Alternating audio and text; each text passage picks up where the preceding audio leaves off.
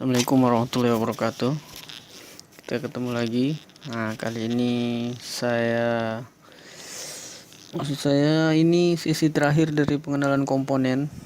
Karena selanjutnya komponen-komponen lainnya itu akan kita lakukan pengukuran di tahap analisa.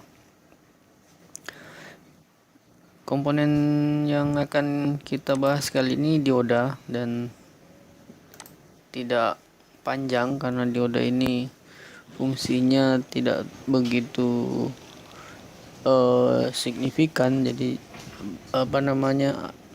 komponennya juga tidak terlalu banyak di mainboard. Cuman ini harus saya perkenalkan juga. Dioda ini lebih berfungsinya sebagai sebagai konduktor atau penerus tegangan.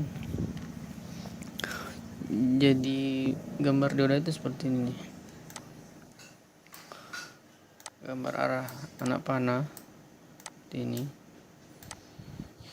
Nah, dia dari dua sisi ini, dua kaki.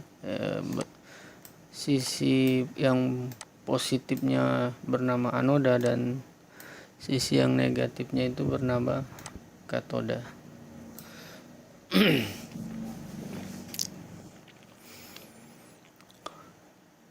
Jadi sifat dari anoda ini adalah menghantarkan arus listrik. Jadi ketika ada tegangan dari arah anoda, di arah anoda sini,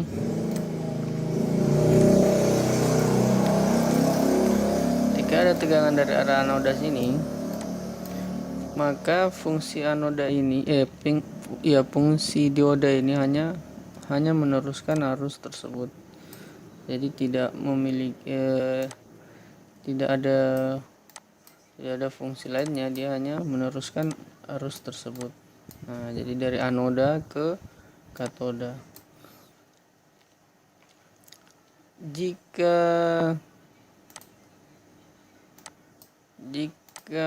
dioda ini dipasangkan seperti ini,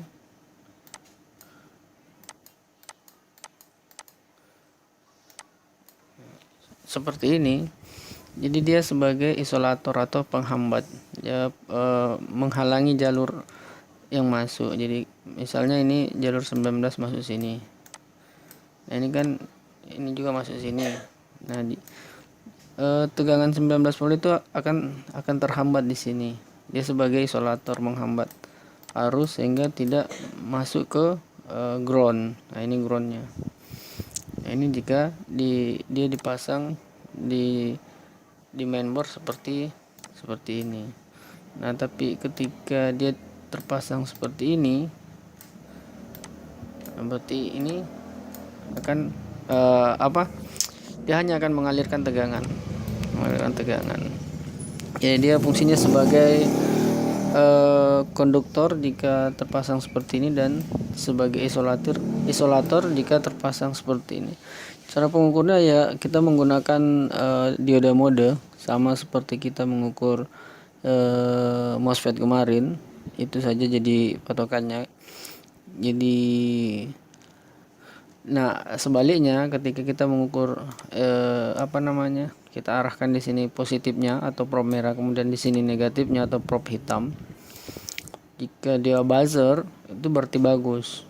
Kenapa? Karena memang ini isolator. Jadi jika dia diukur kemudian dia tidak bunyi atau tidak buzzer, berarti dioda ini mengalami masalah atau putus. Jadi dia putus. Nah, itu yang harus diperhatikan. Nah, bentuk-bentuknya seperti ini, yang sering kita temui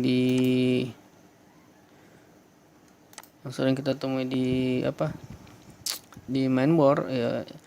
Ini, kemudian ini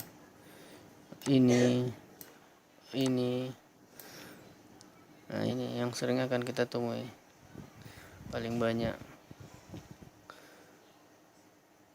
Oke, dan selanjutnya untuk komponen-komponen yang lain seperti induktor, IC, yang lain-lainnya itu akan kita bahas di tahap analisa. Jadi ini pembahasan yang paling singkat. Nanti di tahap analisa kita akan membahas panjang lebar setiap bagian, setiap jalur. Kita membaca skema dan semuanya akan kita bahas satu persatu. Oke, cukup sekian untuk tahapan ini. Terima kasih.